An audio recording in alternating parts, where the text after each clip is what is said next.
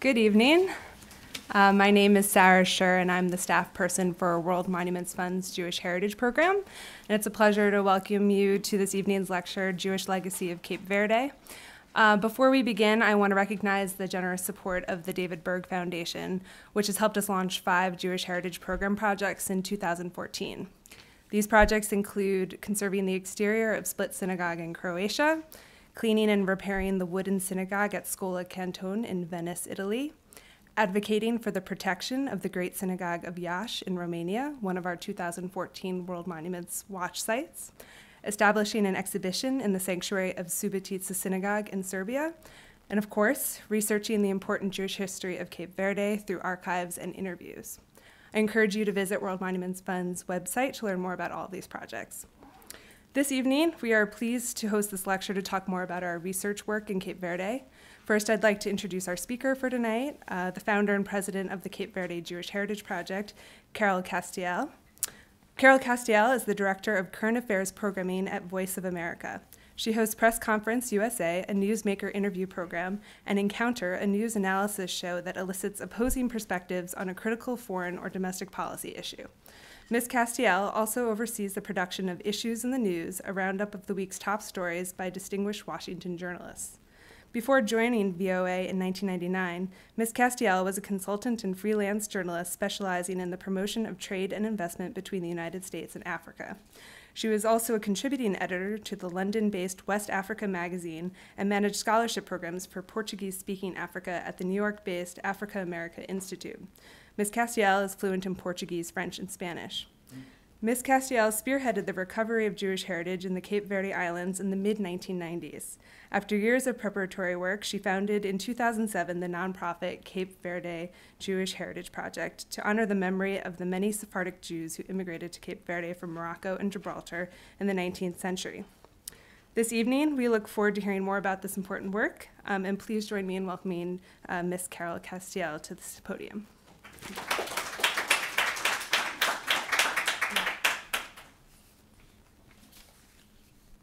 Good evening to all of you, boa noite, as we say in Portuguese, and thank you, Sarah, so much for that kind introduction, and of course for your generous support of the research we're doing to document the history of the Jews of Cape Verde. Well, let me begin by getting a sense of where Cape Verde is on the map. I know you're a very well-educated group, but it's a dot on the map, literally, as you see. It's off the coast of West Africa, about 300 miles. And we enlarged the islands.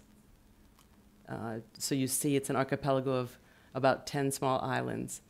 And although it's a very small country, we wanted to magnify its importance by showing you that it is literally at the crossroads of many continents, of North America, of South America, of course Africa, and of course Europe.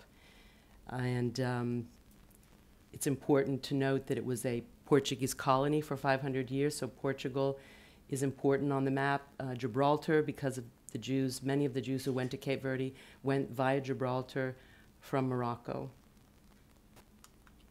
And just another illustration of Cape Verde on the map there, right, off the coast of West Africa, a dot in the Atlantic Ocean, and the proximity of Portugal and Morocco. So just a few statistics about the country. As I said, a former Portuguese colony. It achieved independence in 1975. And as I said, it's an archipelago of about 10 islands, 300 miles off the coast of Senegal. The population is about 500,000. It's a diaspora country. Many Cape Verdeans, because of famine over the years and harsh conditions, it's very dry, have emigrated abroad. Many live here in this country, in the Northeast, in the Boston area, and also in California and Florida. And there are communities in Europe, particularly in the Netherlands, and also in Latin America. So they go off for better opportunities, and then many send remittances back home. But as we go into the program, you'll hear more about the economy. It's a tourist destination now. A lot of Europeans are traveling because of the beautiful beaches and other attractions. So the economy is changing as well as the revenues. It is predominantly Catholic, except for, of course, the small Jewish community that left quite a legacy that we're trying to document. And as I said, the diaspora communities. And just here are the islands where most of the Jews settled and really made an impact. Ponta do Sol is a small town in Santo Antão, and Salrey is the capital of Boa Vista, and Praia is the capital of the country, and it's the island of São Tiago. So that's where you'll see the cemeteries. Here's just a picture of São Vicente. It's another island very close to Santo Antão. It's a very beautiful port, very picturesque. And this is the city hall in a town called Ribeira Grande. Again, this is part of Santo Antão. And this is City Hall. And this street actually is where many of the Jews lived and had businesses. And on my last trip there, last May 2013, I was talking to some of the residents and important people in the town, and they're excited about restoring their cemeteries. And they said that they may rename this street, you know, as like the Jew Street. So we'll see. That's part of the a different phase. This is Porto Novo in Santo Antão. It's another part of the island. You need to take a ferry from São Vicente to get to this island. Mostly one travels by air between the islands. But this is a very mountainous, you can probably tell, island, and it's too dangerous, so you need to take a ferry from São Vicente. And that's Boa Vista, the other island where there was a significant Jewish presence, and it's mostly a tourist island. So they have beautiful beaches. And this is the interior of the main island, that is where the capital is, São Tiago. So as you can see, it must have rained before I took this picture many, many years ago. It's very lush, but it's a very dry country. So again, this is how it looks when after it's rained. And I'll just give you a little history. You know, we're talking about a country where there is no practicing Jews today. There's no practicing Jewish community. We're talking about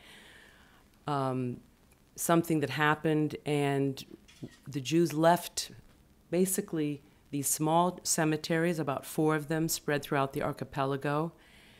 They left, which contain these Portuguese and Hebrew headstones, and then place names. Here's the town of Sinagoga in one of the islands, Santo Antão.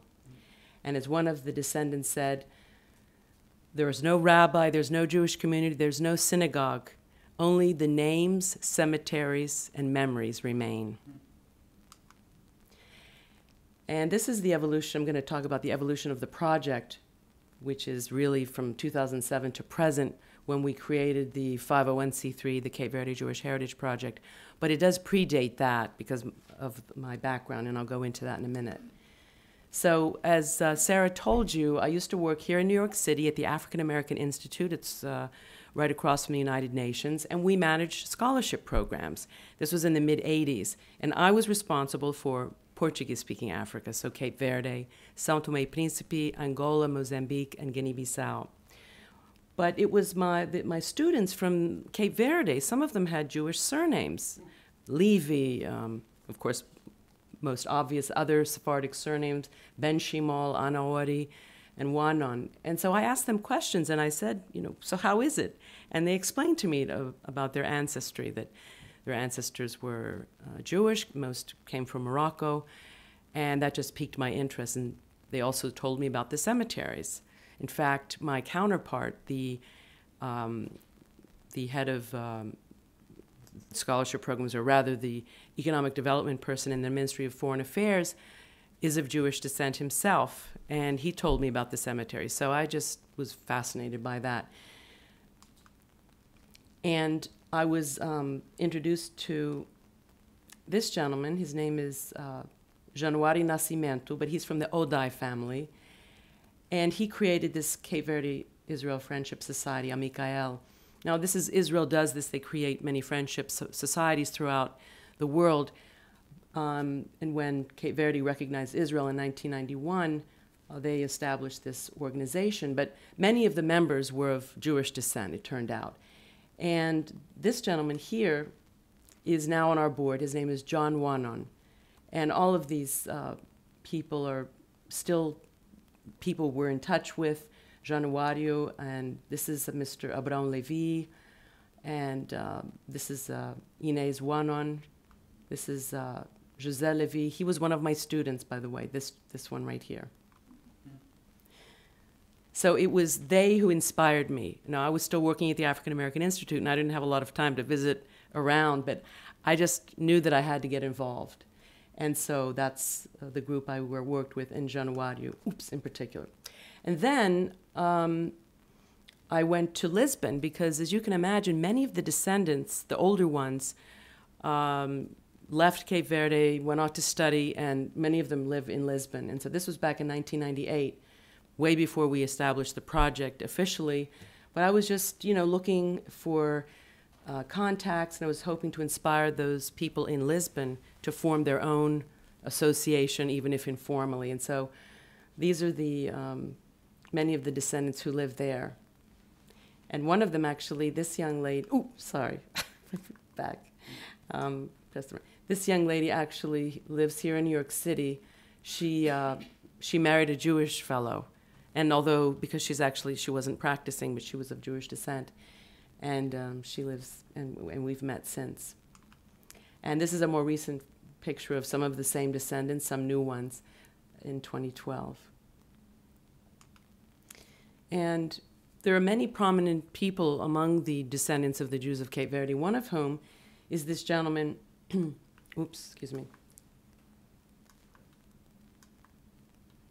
gentleman on the right. He's the former prime minister of Cape Verde. In fact, he was the first democratically elected prime minister in 1991. Carlos Wanon, with the Jewish background, de Carvalho Veiga.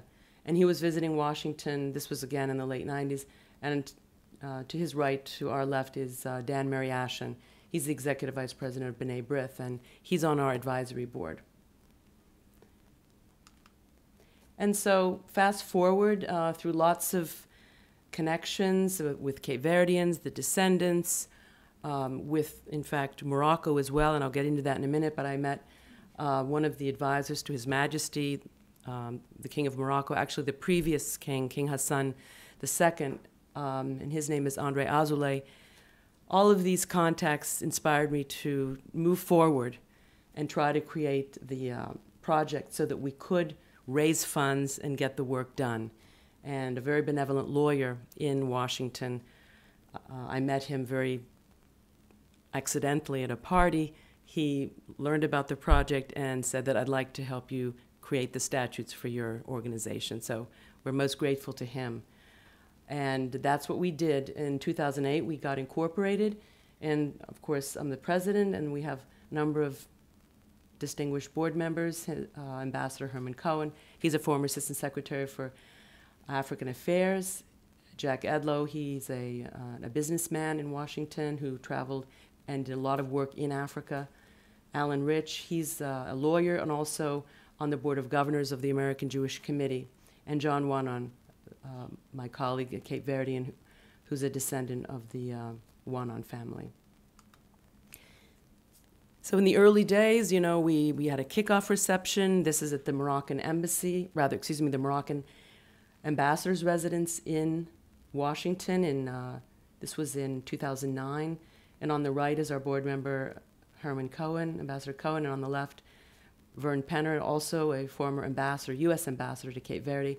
And the lady in the middle is the former Cape Verdean ambassador to the United States. And she just left. Her new post is Paris. I don't know if our ambassador, I don't think he's here, but the ambassador to the UN, Cape Verde's ambassador to the UN, said he would be here, but it doesn't look like he's arrived. And he is actually from the Wanon family, Fernanda Wanon, so hopefully he'll still be with us. And first thing we had to do, of course, was to make arrangements, or rather form partnerships with the local authorities, the central government, the prime minister, and a number of local authorities. So this is the previous, and he's still the prime minister, José Maria Neves, and he gave us a beautiful letter endorsing our work, saying that we welcome your efforts and that they would work with us to restore the cemeteries and try to write the history of the Jewish community. And over here, this is the president, current president, Jorge Fonseca, and myself and a descendant of the Wanon family. This was a couple of years ago. And as this gentleman, of course, you probably recognize, that's Congressman Barney Frank. And he, of course, he was our guest of honor at a reception at the Portuguese ambassador's residence, which we had a couple of years after we were at the Moroccan embassy.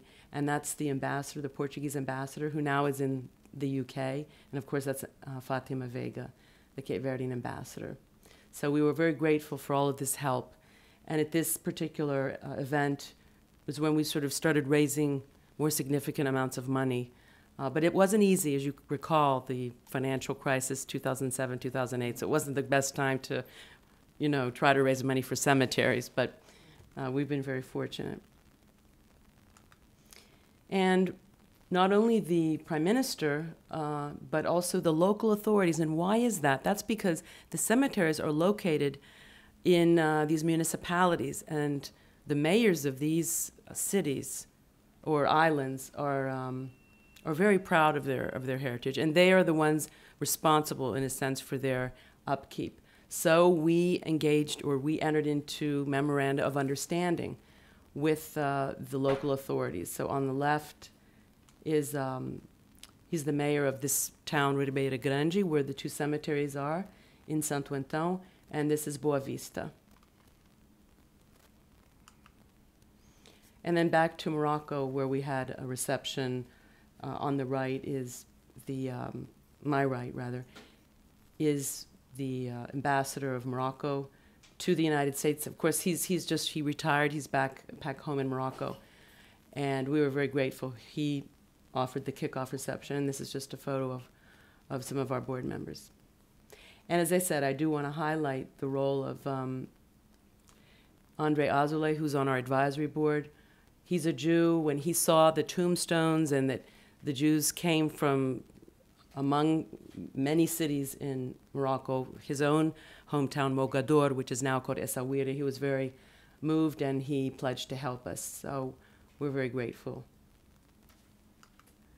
And again, this was some photos of the fundraiser at the embassy of Portugal in Washington a couple of years ago, and Barney Frank was our guest of honor, because there are many Cape Verdeans, again, in the Boston area, so he felt very close to it as a Jew, as someone who has many Portuguese and Cape Verdean diaspora in his community. He was very proud to be a part of our, of this particular fundraiser.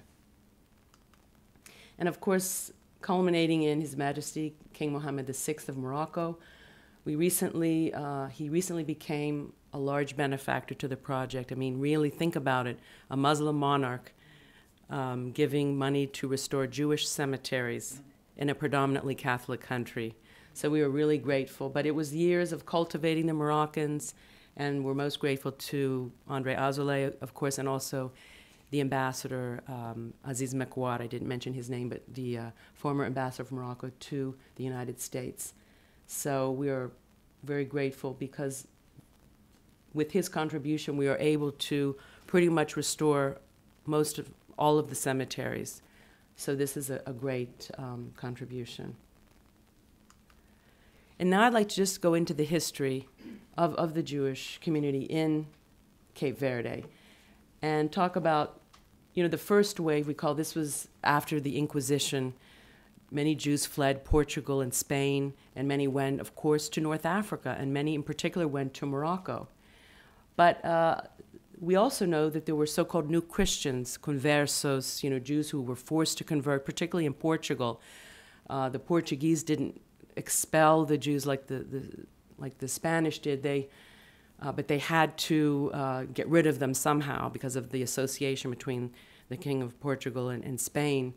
The Spanish told them that, you have to get rid of the Jews. So they found a way to keep them, but that was by baptizing everybody en masse. So they became new Christians. And there is some evidence that many of them may have gone to the Portuguese colonies, and among which Cape Verde. And unfortunately, though, it's really hard to trace that particular community because they wouldn't have left any vestiges, primarily because they were trying to hide their identity. Why would they overtly, or they were trying to really, again, hide any vestige of their Jewish identity. But we do acknowledge their presence, and hopefully in a symposium that we'd like to put on in a couple of years, we will talk about their presence in Cape Verde and in West Africa. But our project focuses primarily on this second wave, a much more verifiable Jewish presence. This is the 19th century. This would have been Jews coming from Morocco and Gibraltar after 1821, after the Inquisition had officially ended.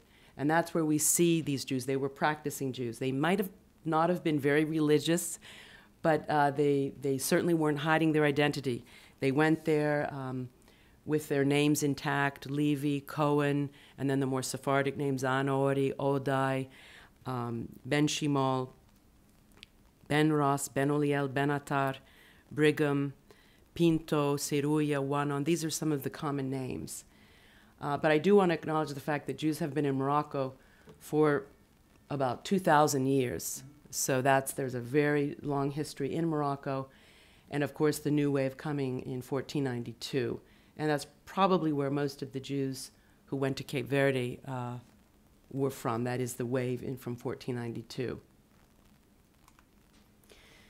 And again, who were these people? They were primarily males, and they were from, prominent families, but they were families with means. And they came from these cities, Tanger, Tétouan, Rabat, and of course Mogador, now called Essaouira. And also Gibraltar. It's very important, and that's why we highlight Gibraltar on the map, because as you know, it's so close to Morocco. And so the Moroccan Jews often traded with Gibraltar because, of course, the British didn't want to trade with their neighbors, the Spanish, with whom they had a major dispute. So they ended up trading a lot with Morocco, and most of the traders and the merchants were Jews. So you have today, and I visited Gibraltar, I'm not sure how many of you may have gone there, but it's a fascinating place. The Jews are still very prominent. They're all primarily from Morocco, and there's 4 or 5 synagogues. They're quite religious, and a lot of the same names that we find in Cape Verde are the same names we see in Gibraltar, and there is a very direct connection. And that's because of for many of these reasons. Now, why they came, there were deteriorating conditions in Morocco. The Spanish-Moroccan War had just taken place. There was a lot of unemployment. And so these were Jews who decided that they had means to go elsewhere. And many took off for northern Brazil, and of course now we know Cape Verde. And a lot of them came from Gibraltar or via Gibraltar. But we know that in the mid-19th century, the Portuguese and the British had signed a treaty, a navigation and trade treaty, that allowed greater influx of the British. And of course, many came directly from Gibraltar. And that's when the Jews came also, many bearing British passports. And Cape Verde at the time was an important transatlantic trading hub. So for all of these various reasons, we see at this time the Jews taking advantage and going to Cape Verde. And what did they do? Well, they were traders for the most part. They were in commerce, import, export. Some worked in the colonial administration. Don't forget, it was still a Portuguese colony, and particularly the Ben Ross family, and I'll talk a little bit more about that in a minute. And they were involved in shipping, and many were considered the economic pillars of Cape Verde and of particular islands. They really fueled the economies, particularly of Santo Antão and Boa Vista. And just to show you, this is the portrait of the legendary Wanon family from which the Prime Minister hails, and one of our board members, John Wanon. And these are the patriarch, that's Isaac Wanon, and his wife, Raquel Benatar. Excuse me, I got that wrong. Raquel Levy Bintoub. And these are, of course, their offspring. In fact, this guy here, that's the grandfather of the former Prime Minister of Cape Verde, Jaime Wanon.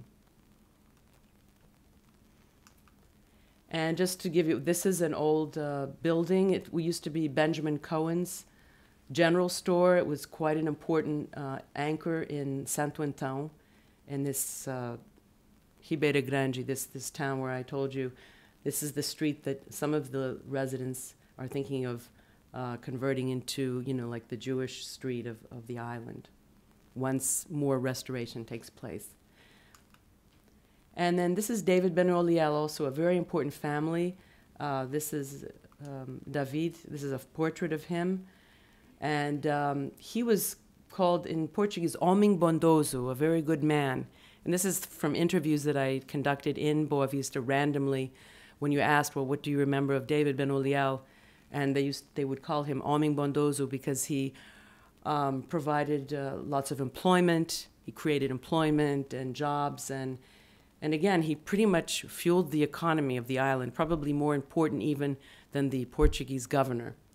And here's a very interesting anecdote about David Ben Oliel, and that is, this is him right there, and he's standing in front of a little church, as you can see. This is the Capella de Fatima. Now, I'm going to talk about the assimilation patterns of these Jews and why they basically assimilated themselves out of existence so that there is really no Jewish community today in Cape Verde.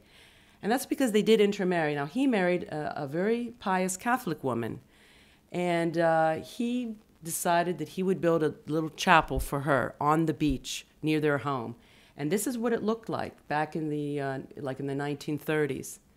So that's kind of an unusual story, a Jewish man building a church for his wife. So, and I will show you what it looks like today. It's really, unfortunately, deteriorated a lot. But this is the type of person he was, a very tolerant man, very giving, and we just wanted to show that to you. So, as I said, the assimilation patterns were such that there was a lot of intermarriage or intermingling with the Catholic population. But interestingly, they didn't baptize their offspring for the most part, these intermarriages. So that even if the Jews didn't pass on the culture or the customs and rituals, they didn't go so far as to just, have the offspring, become Catholic or be baptized. So this is an interesting observation. And of course, because it was mostly males, patrilineal descent diluted this passage of the Jewish customs and rituals, since the mother in our tradition usually passes on the customs and the religion. So, but many of the descendants talk about their heritage with great pride. So they do know about it, but again, it's not as solid as if their mothers were Jewish. Now, in some cases, the mothers are Jewish, but that was in very few cases. And of course, no synagogues per se that we know of. Now, there is a town, as you saw, called Sinagoga. So we don't know. There may have been a house of worship there, but again, we need to do some more research. But as you probably know, in the Jewish tradition, it's even more important to create burial grounds. The first thing the Jews do is to create burial grounds. It's more important than a synagogue. So the fact that they did that, I think, is very telling. And as I said, they were part of an educated economic elite. They contributed a great deal to the islands and were quite welcomed by the local community.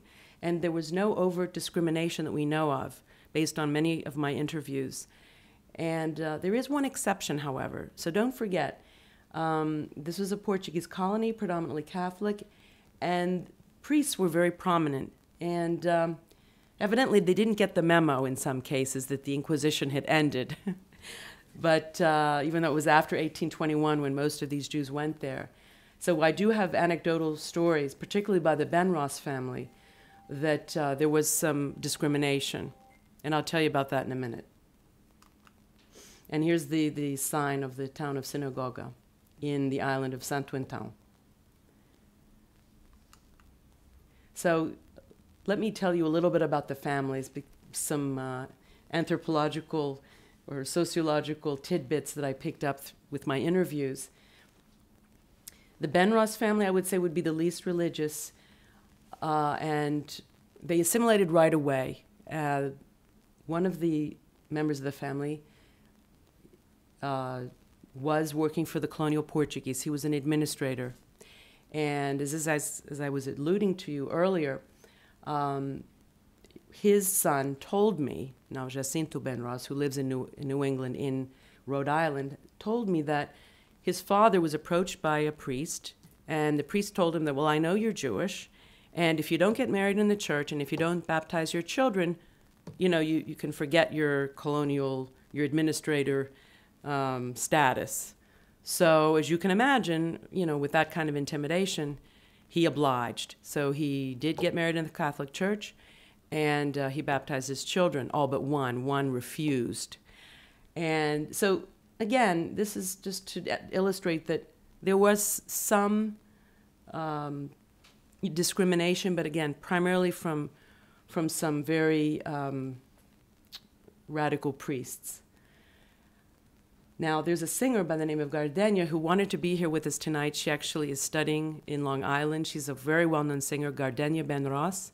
As you know, probably one of Cape Verde's important exports is music, if you've heard of Cesaria Évora and others. The music is very well-renowned throughout the world, and she's a fabulous singer, and she's from the Benros family. And there are other well-known, the former Minister of Education is from this family, and many others. Ben Oliel, my observations are that they're more religious, notwithstanding David Ben Oliel married a Catholic woman and built a church for his wife. But they married into this Carvalho family. And it's just very interesting how there was a lot of intermingling between those two families in Boa Vista. They were very successful, and one of the descendants is an important architect who lives in Lisbon, and I'll show you a picture of him later. And he designed one of the blueprints for one of the cemeteries that we're renovating. And then Wanon. There are very interesting stories about the Wanon family from whom the Prime Minister hails, and I'll tell you about those in a moment. And then there's Brigham, and we know that Brigham translates into Ohayon, which is a very well-known name, Jewish name in Morocco. That's also a very prominent family. I spoke with Julieta, the granddaughter of Abraham Brigham, who was a very prominent businessman. And she told me that her grandfather often went to Lisbon, went to the synagogue to pray, but that he was very tolerant. He didn't really mind if his children, you know, again, married outside the faith. I think probably what happened was the Jews, they knew that they were a minority, and they were living in a predominantly Catholic country. There were very few Jewish women to marry. So this was just sort of, you know, taken for granted. But I think, too, and I'm ad-libbing here a bit, I think Sephardim also have a tradition of being very tolerant, perhaps more so than our Ashkenazi brethren. I'm Ashkenazi myself, but I have great respect and admiration for Sephardim coming from cosmopolitan Spain, Toledo. Of course, you know, the history of the Jews in Spain is very prominent. But again, this is just some speculation. Another gentleman I interviewed, Daniel, again, unfortunately, he passed away. He was a very important businessman in the capital, Praia, and he told me before he died that, he says, I'm not a very religious person, but I'd like to say that I follow the 10 Commandments, and I'm very proud of my Jewish rib. So I think this sort of illustrates this pride, even though they were not, practicing. And then the Cohen family is still very prominent today. Dr. Adibel Silva was a very well-known dentist and decorated by the state. Zelinda Cohen is currently the chairman of the Human Rights Commission in Cape Verde. And this is the capella, the chapel. You saw the original, and now this is what it looks like today. So it's unfortunate. We are trying to see if we may be able to do something to help them restore this, or at least preserve it as it is. But it was handed over to the Catholic diocese, and under the premise that they would maintain the church. But unfortunately, over the years, it just they were not able to do so, or there was not enough will to do that. So this is what it looks like today. And then this is a very interesting story. Edgar Wanon, he's again a descendant of the Wanon family, and that's his cousin, Raquel Alice Cohen. She's a combination of many families: Cohen, Wanon, Benuliel, Pinto.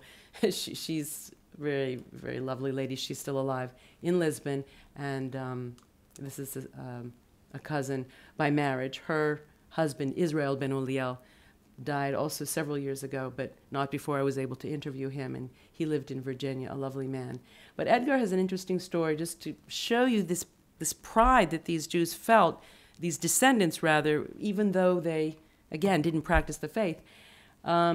He was married to, again, a Catholic woman, a distant cousin, and evidently the story goes that she she was tired of him talking so much about Judaism and how he's Jewish and he's very proud. And she says, well, why don't you just go and convert, have official conversion. So that's what he did. So he was living in Lisbon. He died just a couple of years ago, very sad. But he converted, and yes, indeed, he went all the way, as you know. He was circumcised in his 70s. So that's commitment. And this is Rafael Benuliel. He's an architect. As I said, he's the architect of one of the cemeteries in Boa Vista, and a very wonderful colleague. He's very helpful on so many things. But he designed the blueprint for the cemetery in Boa Vista that we're just about completing, and is involved in so many other phases of the project. He actually created the logo, the menorah, for the Cape Verde Jewish Heritage Project. He designed that. And this is another Wano, a young man, Nunu, who also converted back to Judaism. Actually, he's one of the few who can trace his Jewish roots through his mother. So technically he was Jewish, but because he was not brought up in the Jewish faith and the tradition, when he was in Lisbon, he went through the conversion process. And of course, he also, but in his 20s, went through the whole process, circumcision as well. And this is another descendant from the Anaori family. She's showing us a picture of one of her descendants, very proud. And we're working, again, we're trying to trace the roots of all of these important families. And she lives in São Vicente. She has a textile store.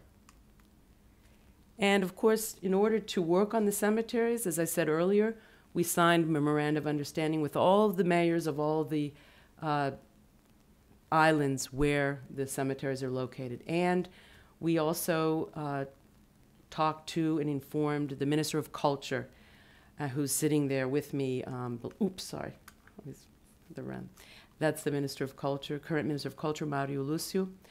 And this was a couple of years ago. And when I presented all of the work that we've been doing, and we filed a petition to protect the cemeteries, and we have a pending request that they be given monument status. So that is pending with the Ministry of Culture, with the government, and we hope that will be forthcoming, because I believe it will help us raise more funds and also draw even more attention to the cemeteries, and hopefully preserve them, give them a greater chance for preservation. And the status of restoration is as follows. Praia, the capital, we were able to save many of the tombstones which were sinking, and I'll show you a picture in a moment. And we rededicated that just last year in a lovely ceremony where we brought the rabbi from Lisbon came. We had a couple of members.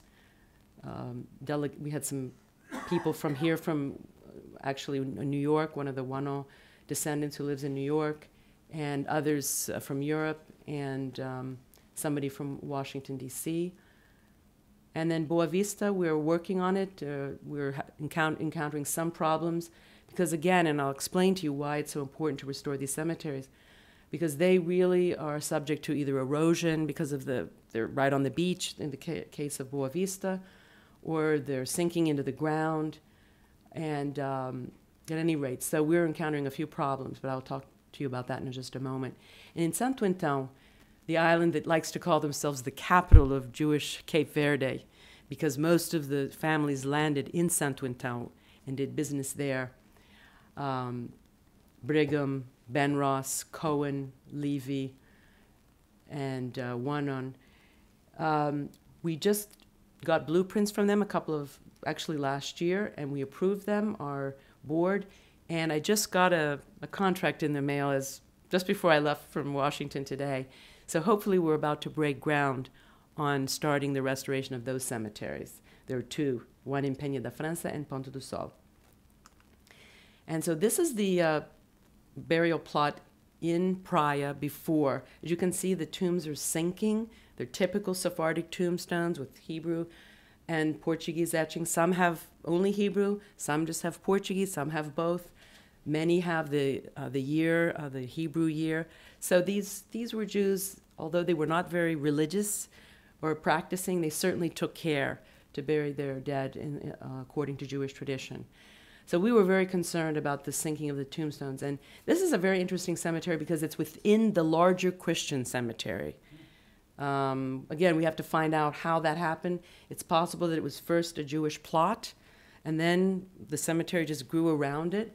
Again, we're looking to try to document which came first. And anyway, this is the after photo where we didn't change, the tombstones. The rabbi in Lisbon said it's important to keep them as they are. Some are higher, some are lower. But this is what it looks like now after restoration. And we were very excited because while they were restoring the cemetery, the city hall in Praia made a discovery of a small tombstone of Jacob Azenco. So this was a young child, and we had not seen that before, so we were very excited. And that's just a picture of some of the descendants and our delegation the eve before the dedication ceremony. We were at a restaurant. And that's a nice photo of a lot of the descendants and members of the delegation after the ceremony. There's another closer up, and the gentleman in the middle, he's the mayor of Praia. And of course, he was very instrumental in helping us get to this day. And this is the rabbi from Lisbon. And you'll see that's, of course, the former prime minister and his brother and others.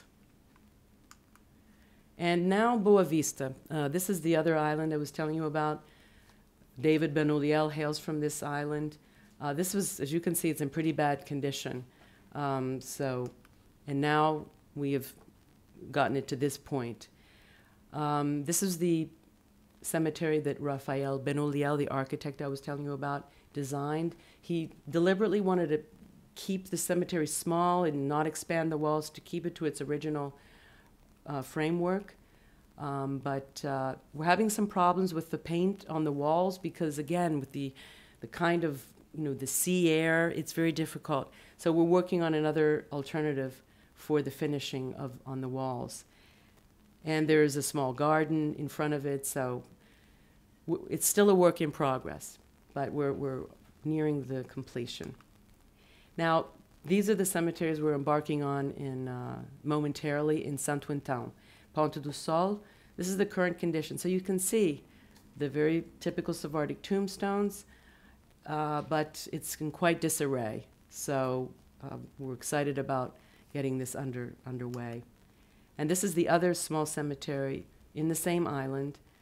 And this was some of our delegation last year. We went to visit and to try to move things forward.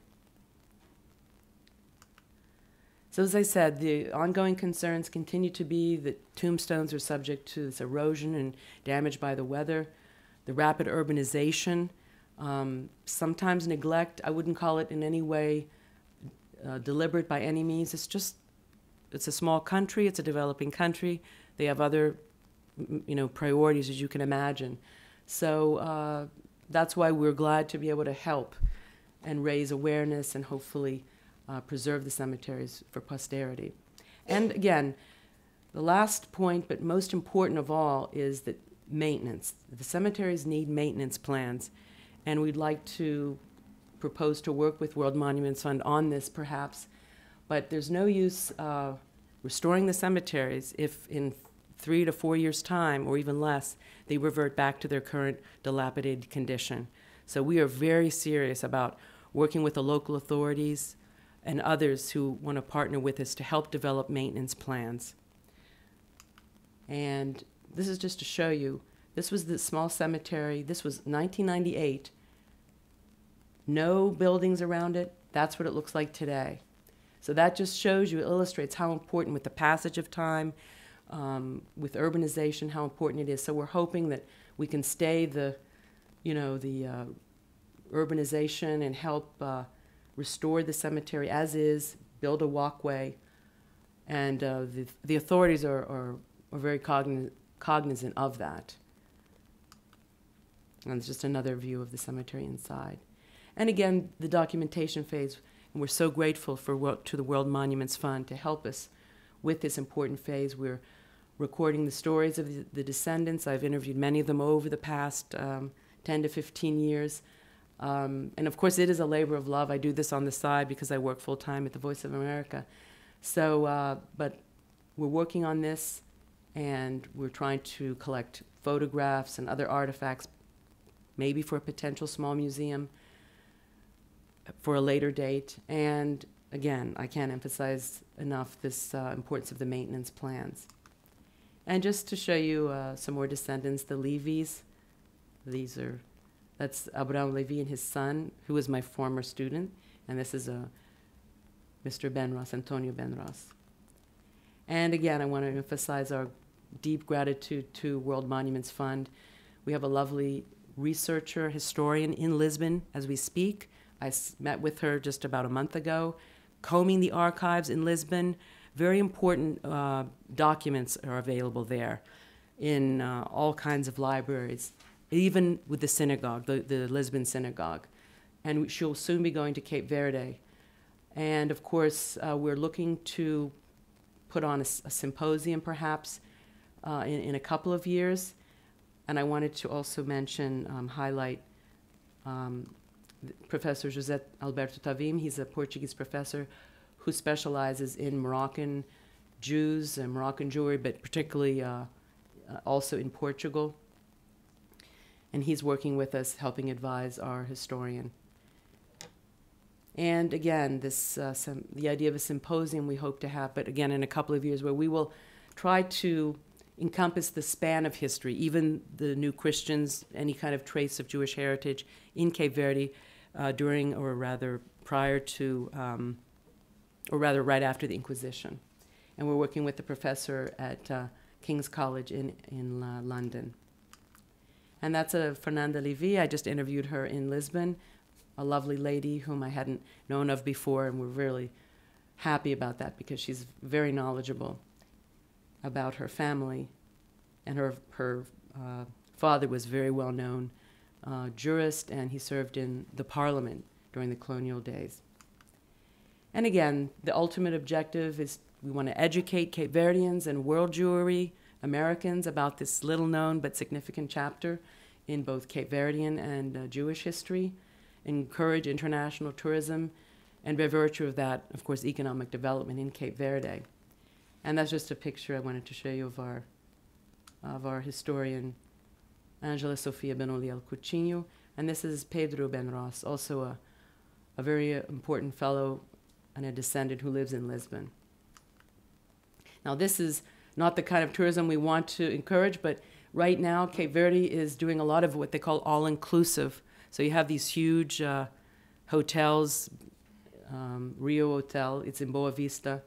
But a lot of these people who go there sometimes venture out and are interested in going to the cemeteries. And of course, the Boa Vista Cemetery will be increasingly an important tourist attraction. But we do hope to encourage more, ecotourism and cultural tourism as well. And just to sum up, we want to continue to restore the Jewish burial grounds, one of the few vestiges of the Jewish presence, Sephardic presence in Cape Verde. It's important for memory, but obviously for historical reasons as well. And we have the support of the local governments and descendants, both in Cape Verde, in Portugal, and elsewhere in the United States, and international dignitaries such as His Majesty the King of Morocco, and organizations such as World Monuments Fund. And again, we hope to add to the history of the Jewish people by documenting the history of these Sephardim and adding, of course, to the history of Cape Verde. And hopefully it's something that we can pass on to future generations. So I'll stop there and be happy to entertain any questions you have. Thank you so much, Carol. That was really phenomenal. And before we get to the questions, a couple of comments. One is, in the last 7 or 8 minutes, you've summed up every possible cultural heritage problem that the field deals with. And, it's all there in Cape Verde, coastal erosion, the complications of managing tourism, the kind of planning decisions that encourage large or all-inclusive hotels, and then people don't necessarily get out to see things. But, when you and I first met now almost 2 years ago, I was so astonished by the story of the Jews of Cape Verde, because it's clearly a little known chapter of history, but it's so representative of the kind of complicated layers of culture that we find everywhere, and we tend to look at things in such little boxes, and then you find a place like Cape Verde, and it's if people know anything about it at all, they know something about it in relationship to Portuguese colonialism, and then to have this whole other layer is quite astonishing. And for World Monuments Fund, it's a bit of a departure, because we tend to focus so much on physical conservation. And I think one of the things that intrigued us about this project was it was an opportunity to really talk about how important history and memory and oral histories are to informing, even if it's only a small amount of physical fabric that's left, the importance of documenting it. And so, it's a remarkable project, and we're really very happy to be a partner with you. And it was great to have you come to New York and give us a little flavor, and hopefully you'll come back and tell us more of what the research has revealed. And with that, I would like to open it up to questions from people. Yes? Thank you. How you physically went about unsinking the cemeteries? You mean the tombstones? Yeah. Well, it was just, we didn't really unsink them in the sense, in that sense, but we just basically, they had to be, had to be cleaned off. They were constantly, because we were in the dirt, as you could see. So some of them were naturally larger. There were larger, tombstones than the others. But basically, we set the stones. You saw the stones there. So this should do the trick by placing those decorative stones. So there's no possibility that they will disappear. But if we had not done that, they could have, some of them, the ones that were very low in the ground. So that's basically what we did. I'm sure that they did some, digging around the tombstones to make sure that, so that they wouldn't be sinking before they laid the stones. So, yes, Marcia. I'm curious, being familiar with Sephardic cemeteries in Greece, you mentioned that these tombstones were Sephardic. Mm-hmm. What gave you that designation? Were there symbols on them? Were there? Well, these are Sephardim, and if you look at the tombstones, they're very reminiscent of the kind of tombstones you see in Morocco or in Gibraltar, in the Jewish cemetery in Gibraltar.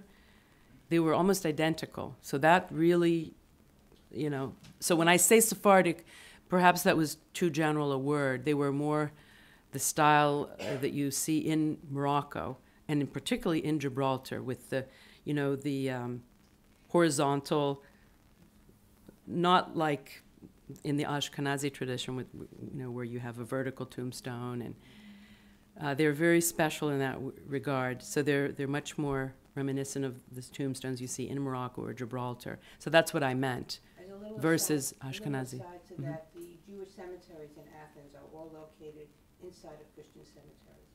So there is a tradition in that. Very interesting.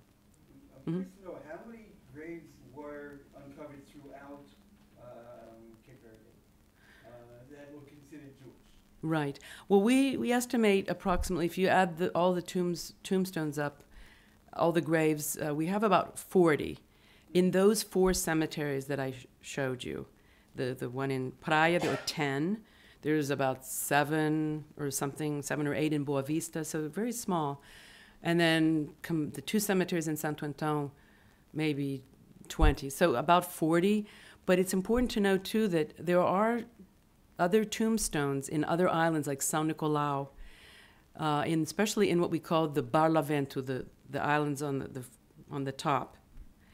But again, they're also scattered among some of in the Catholic cemeteries. You'll see a tombstone.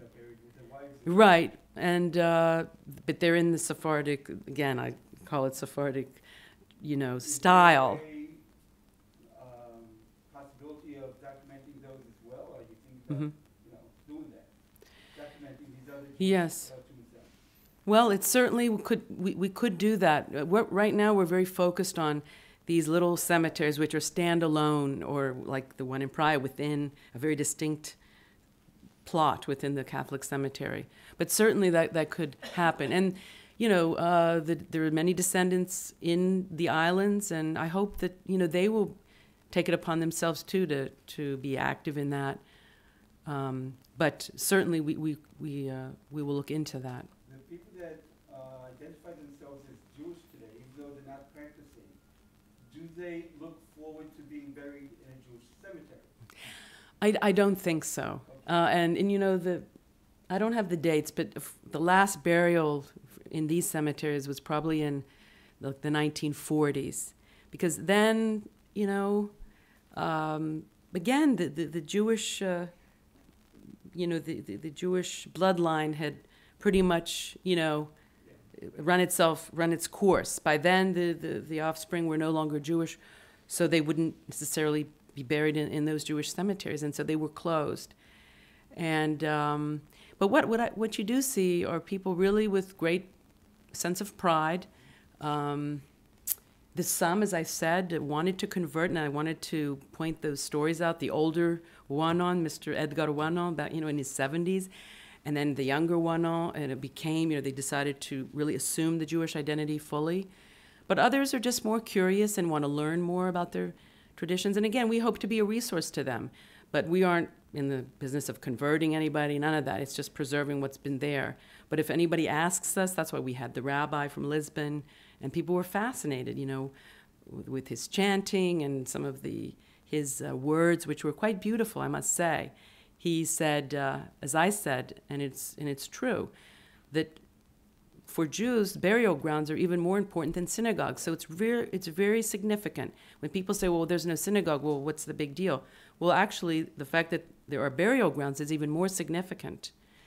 And he also made this allusion to the water surrounding Cape Verde, that it's like a big mikveh, which was really a lovely metaphor. They didn't need a mikveh, they had the ocean. But anyway, and this is an Orthodox rabbi, but he was really taken with the whole experience. So.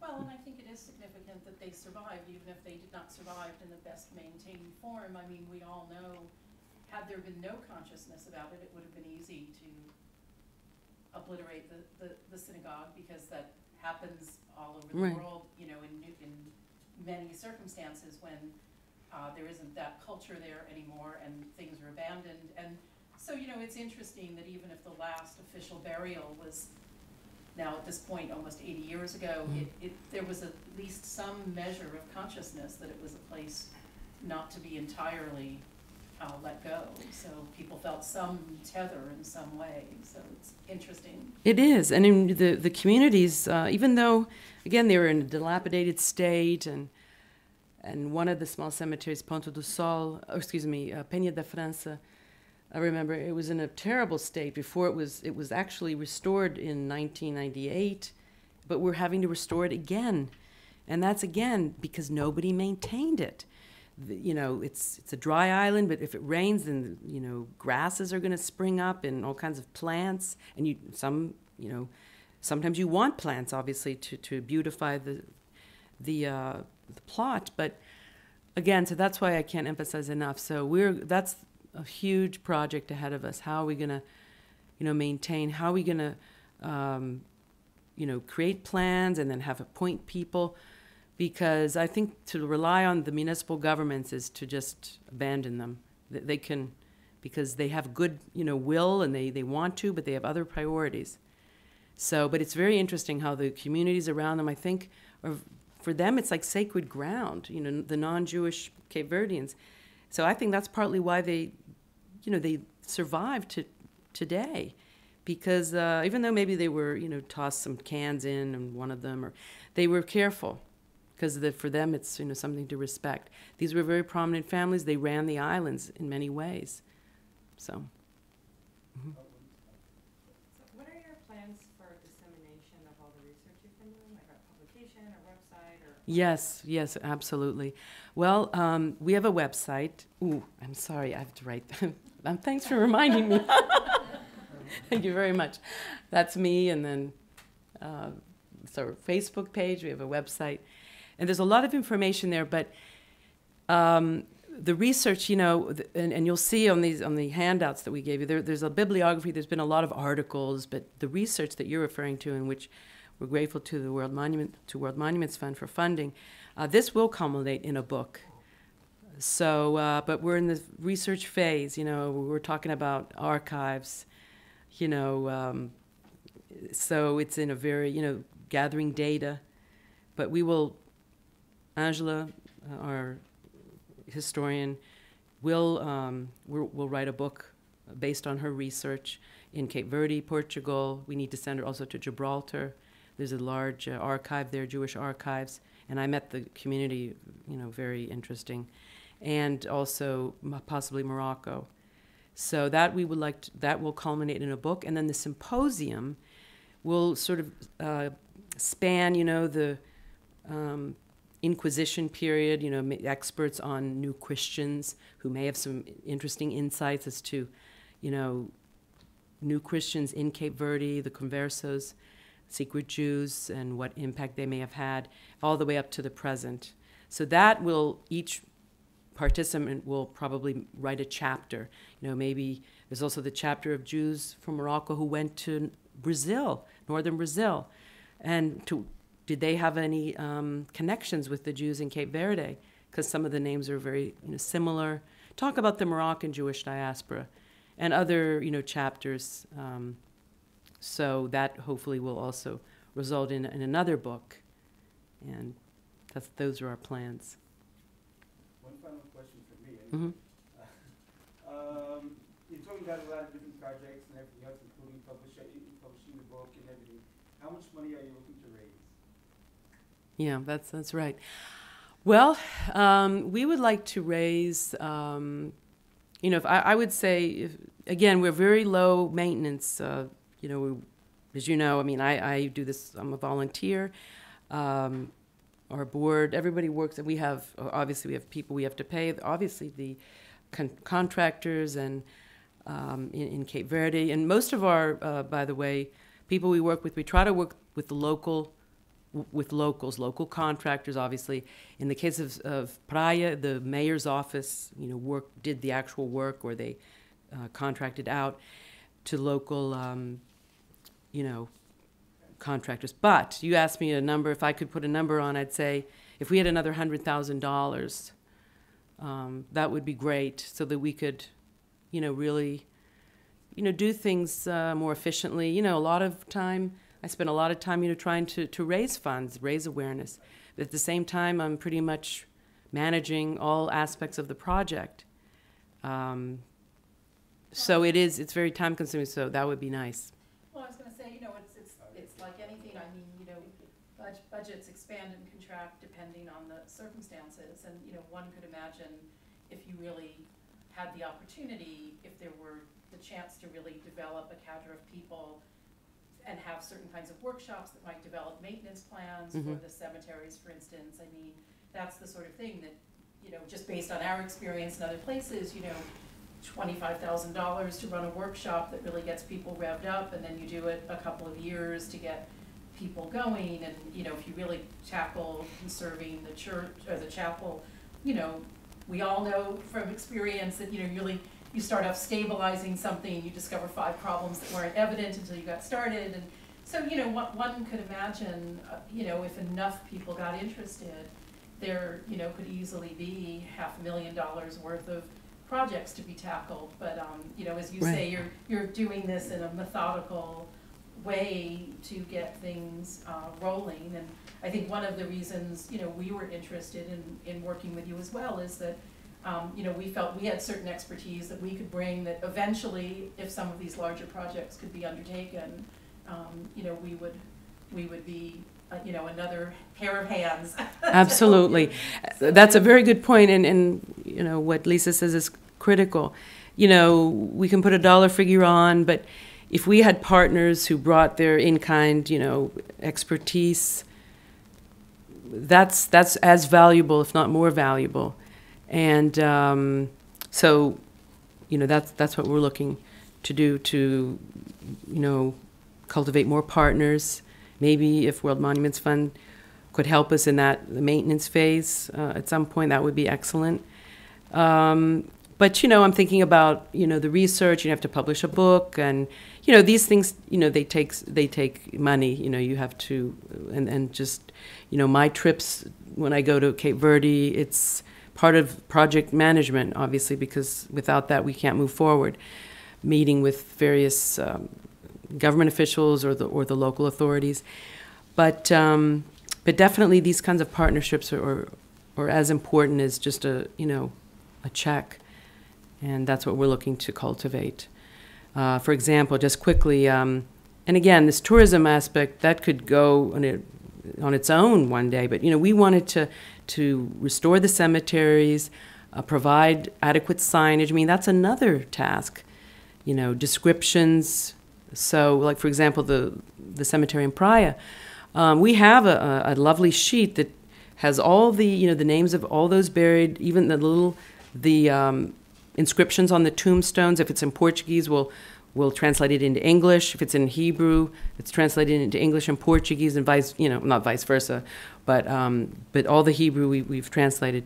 So that should be in a nice little some kind of a stand right near the cemetery, so that when tourists come, or others, other Cape Verdeans who want to visit, they know what they're looking at, and otherwise they don't really know what they're looking at. So I didn't mention that, but the signage, in addition, proper, nicely done signage and other, walkways. What's the best way to, approach these cemeteries? Any kind of help in that regard is critical for us. And I would want to just mention also the tourism part. When I was in Lisbon recently, I met with the head of Redes de Judiarias de Portugal. It's the Jewish Portugal. Now, the Spanish have been doing this for quite some time. Well, the Portuguese are discovering that they might, be able to raise some awareness and attract tourists to sites in Portugal. And there are many in the north. Now, this is more the secret Jews, the Jews who had to convert by force, and, the remnants of their presence. You've probably heard of Belmonte. So I met with this gentleman, the head of that whole organization, who actually came to us initially a couple of years ago. He read about us, and so that kind of partnership too. Maybe he can work with the Cape Verdean authorities once they get their act together, so to speak. They can help the Cape Verdeans work on some kind of a tourism circuit. So. There was a question in the front. Yes. First of all, I was wondering if you could expand a little bit more. I mean, you had a long journey and you stressed many times that going forward the maintenance is of utmost importance.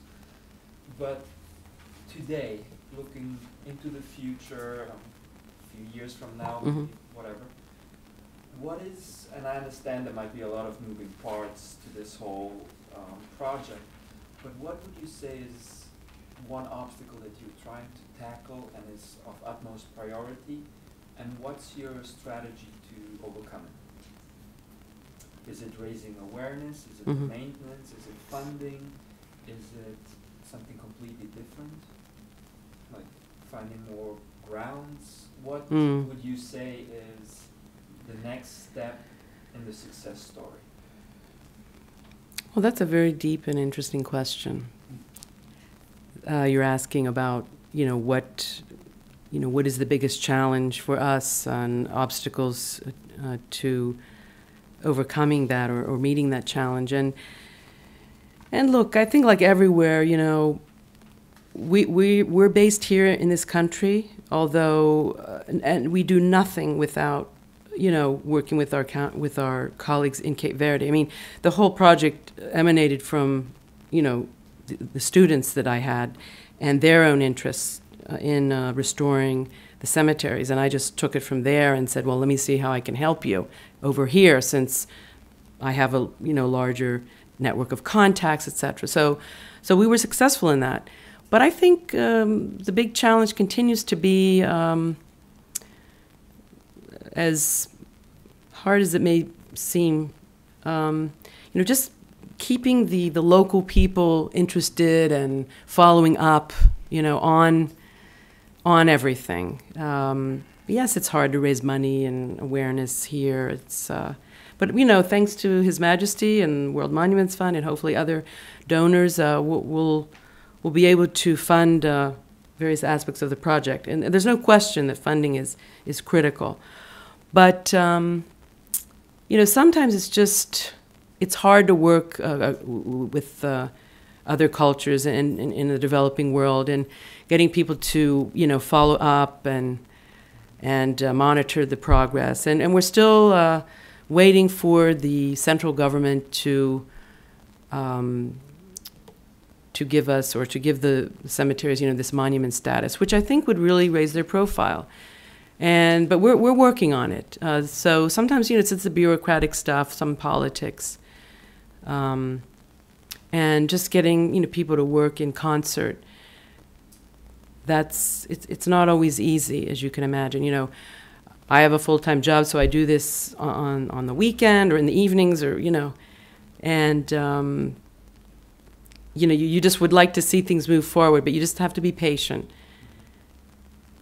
So if I could just snap my finger and say, well, do this and do that, and, why haven't you responded by now? Didn't you get my email? But, eventually, so things do get done, and you just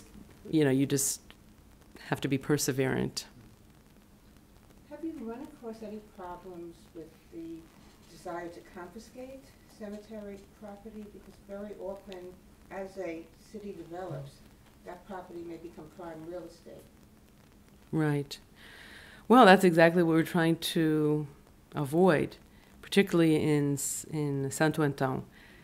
With all that, you saw the contrast between, the picture in 1998 when there were no homes built around it, to today when the Christian cemetery, which is right next door, is expanded and is, now side by side, and lots of homes have been built. And we've urged the municipal authorities to please, realize that it is in their own interest to stay the urbanization process so that we can, protect the cemeteries. And they understand that. But what you're saying, I haven't really seen that, any kind of confiscation attempts. Again, I will just say, too, to your question, it's, apathy, a lack of, follow through. This is what we're dealing with. And that's why I kept saying the maintenance. We may just have to have a point person and somebody that we will, you know, pay on a in perpetuity or something to just keep an eye out, because, or sensitize more the descendants, to so that we can keep this, you know, keep the cemeteries in good condition. I'm going to just say that, you know, that these are universal problems. I mean, the adobe churches in northern New Mexico faced that as communities moved away. The families that were the traditional caretakers were no longer there, and, you know, the churches started to deteriorate, and it took a massive consciousness by people who actually had no direct descendant connection to those churches to recognize how important they were. And we recently notified UNESCO that at the archaeological site of Cyrene, just because Libya is in such disarray, right on the archaeological site within the buffer zone, houses are being built. And so these are regrettably universal problems. And, you know, sometimes it's apathy, sometimes it's lack of resources, sometimes it's people, in the case of Libya, just seizing the opportunity of turmoil to think, well, who's going to stop me from building a house? There's so many other problems in the country right now. And so, you know, I think that one of the things is the kind of consciousness that can be brought through these efforts, and it's certainly how we ended up bringing the World Monuments Watch into existence, was to say to people, you know, all over the world at every moment in time, very special places are imperiled. And so I think we should commend you for giving us so much food for thought, and invite people to continue their conversation with you over a drink and something to eat. And thank you so much for... Thank you so much. Thank you very much.